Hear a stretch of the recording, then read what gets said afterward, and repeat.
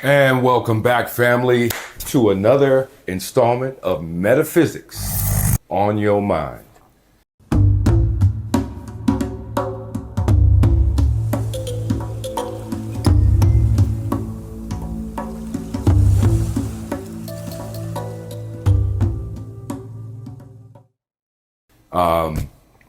When we left off, when we were last together, we were talking about Little Child. I think it was Little Child Part 1. This is Little Child Part 2. And, we thought it would be really interesting because that verse, we read Matthew 18, 1 through 5. We're going to maybe read verse 5, but then we're going to go in and just read the next two verses of Matthew 18. So Matthew 18, we're going to go 5, 6, 7, because the whole idea is, no one has to be told how important your childhood or any childhood is to your development, right? I mean, it's said that that by age 7, the subconscious mind is formed in a child, and then at age 7, so it could be a little before, a little after, maybe age 6 or age 8, but roughly from birth to 7. The subconscious mind is basically formed by age 7. And then the next stage of brain development is the conscious mind. Okay, that kind of kicks off from age 7, which is where we begin more sophisticated thinking and logic and reasoning. We're more sophisticated. But the critical one, because as we've talked about before, it is the subconscious mind, represented by the right hemisphere of the brain, that is the treasure trove, okay? But the conscious mind has been given dominion, as we read back in Genesis, right? That the conscious mind has been given dominion, and it's done as if it's the husband. The conscious mind has been given dominion over the wife, the subconscious mind. And we know that that's what that's indicating. It's not literal, although many of the things that we do literally are based upon things that were symbolic in nature, because it becomes kind of like a guide of how to structure a society or a civilization. But this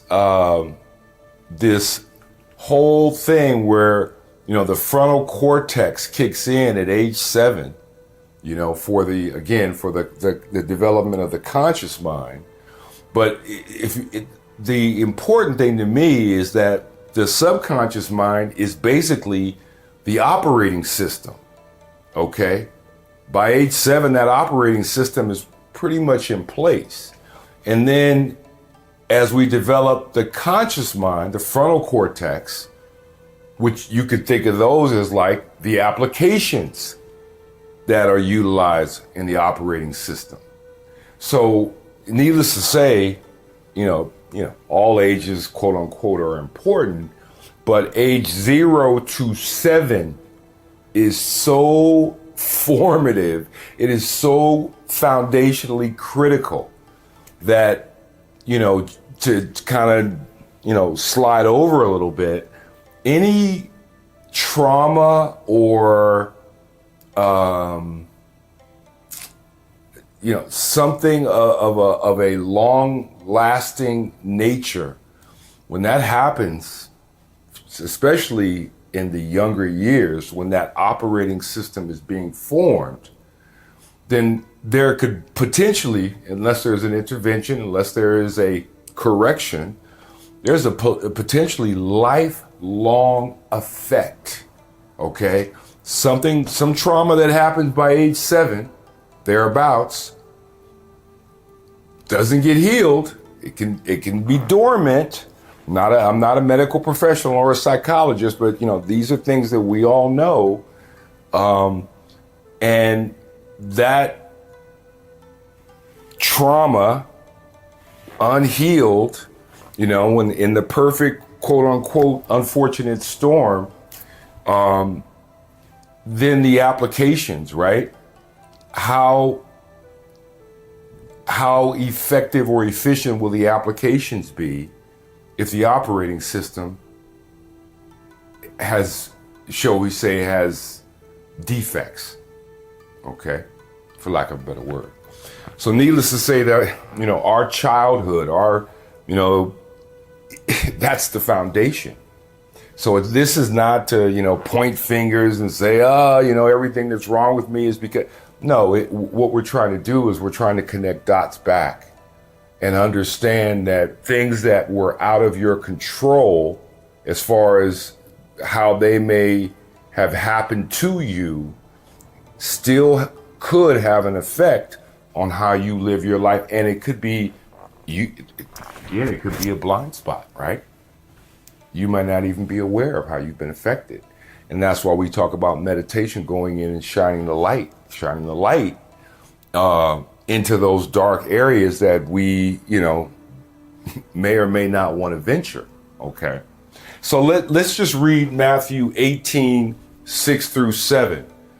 But we'll read verse 5 first to set the, which we read 1 through 5 last video, but let's do that. And then we'll lead into the meat and potatoes of what we're doing.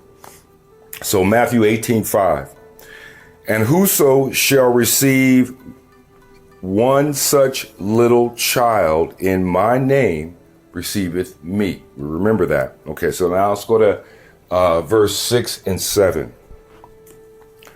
But whoso shall offend one of these little ones which believe in me, it were better for him that a millstone were hanged about his neck, and that he were drowned in the depth of the sea. Woe unto the world because of offenses, for it must needs be that offenses come. But woe to that man by whom the offense cometh.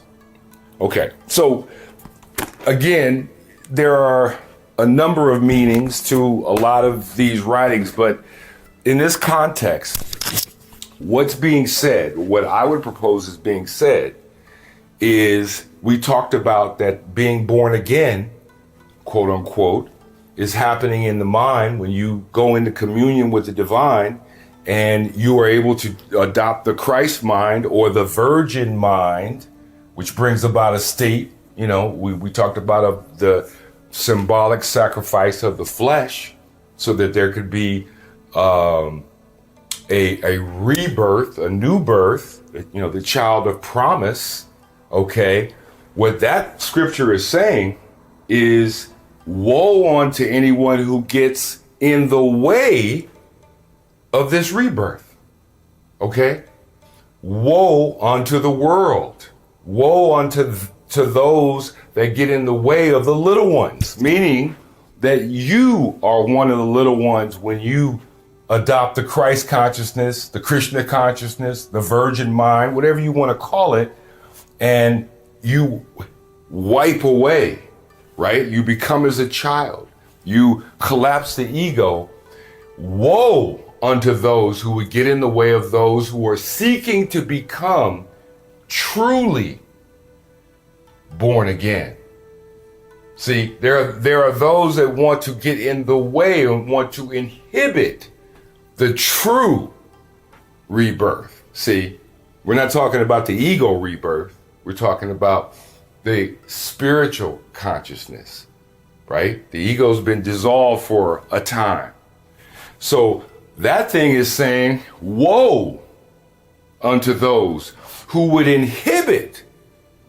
Okay, we read another verse many videos ago about woe unto the lawyers, right?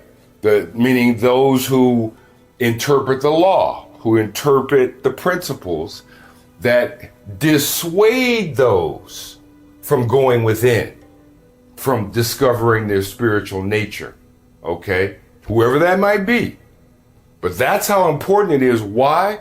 Because it also means something on another level. Remember, all this stuff is levels. So on one level, woe unto the ego, when it says that man, it's referring to the ego trying to impede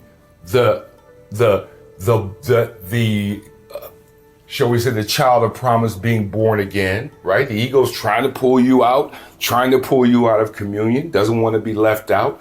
So on that level, it's saying woe to that man, right? Because you're going to kill the ego for a time so that you can have this communion and you can have this new birth.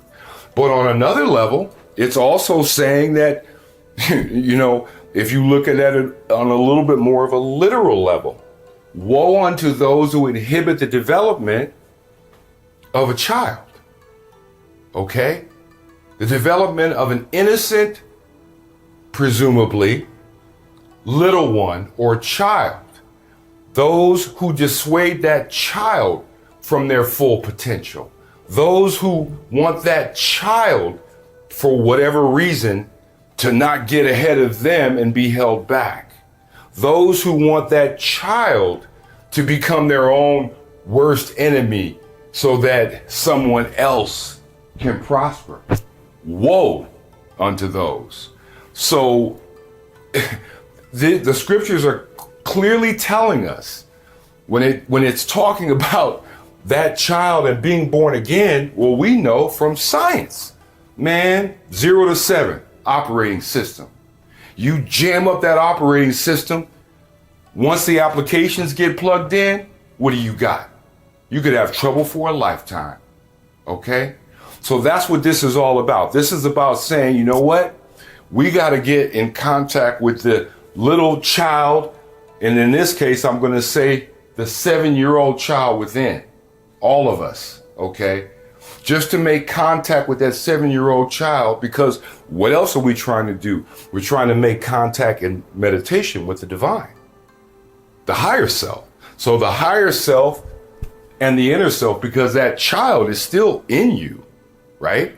The question is the child a healed child, or is that child still, shall we say, in a certain degree of distress within us? Because the child's still there, right?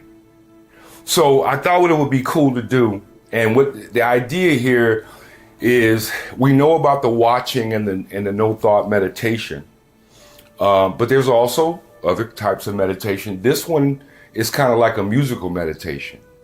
And what I thought we would do is, Tony, maybe you could come up and we could just get like a little meditational groove going. And let's just see if we can dial back to when we were 7 years old. Okay? Because you can, because that 7-year-old is actually still within you. Okay? It's in there. So we're just going to get a little groove going.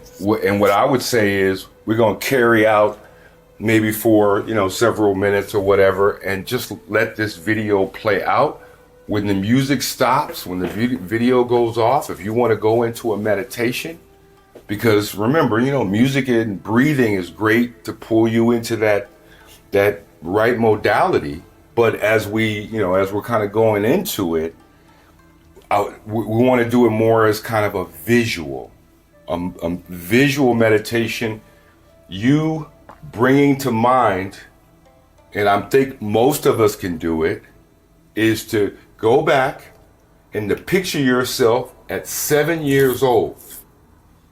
And that 7-year-old you is within you, and see that within yourself. And then we're just going to throw a few little verbiage out. And, I think this would be an interesting experiment. You ready? I'm ready. All right, so let's do it. So a little meditational, musical meditation.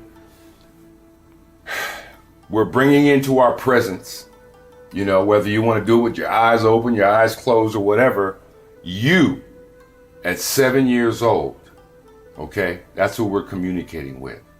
That's who you're communicating with. And we're just using this to take us into that flow. All right, T.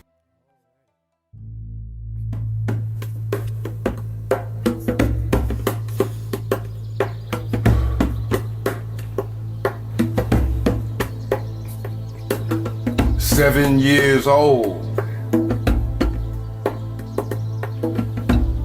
7 years old.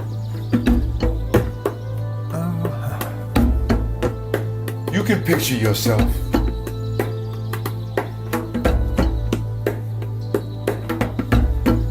Picture yourself in your mind's eye. 7 years old.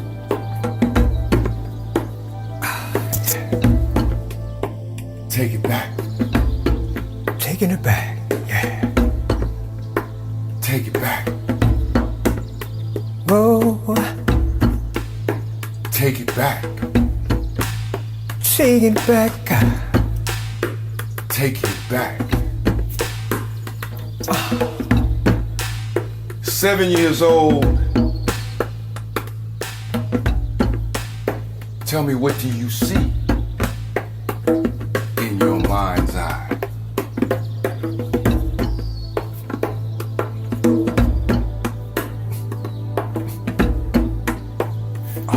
Is that 7-year-old you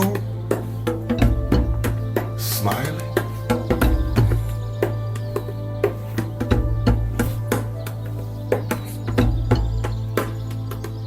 What look is on your face? In your mind's eye at 7 years old?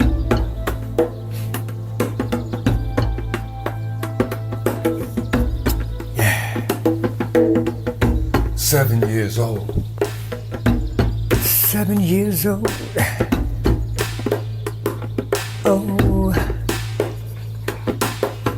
You started school, probably 2nd grade.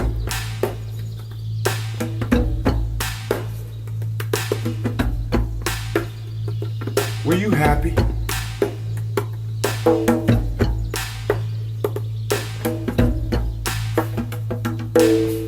Did you have friends? Yeah.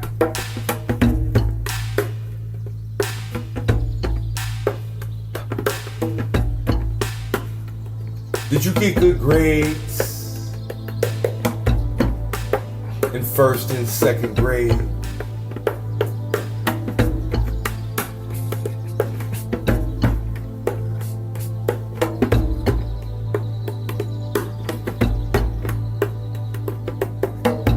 Did you have a lot of fun on the playground?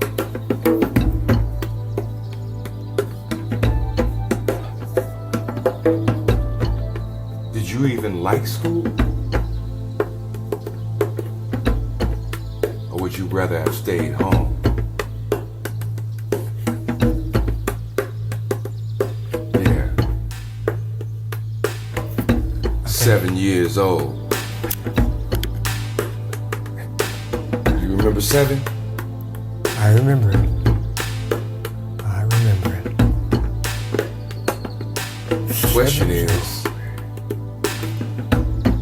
do you smile when you remember 7? Or do you get creases in your face with a look of quizzicalness or consternation? Is it simple or complex when you were 7 years old? Yeah. Did you have siblings when you were 7 years old? Did you have a brother or brothers? A sister? of sisters? Or were you an only child?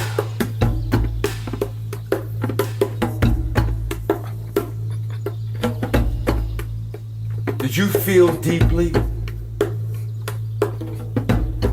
at 7 years old?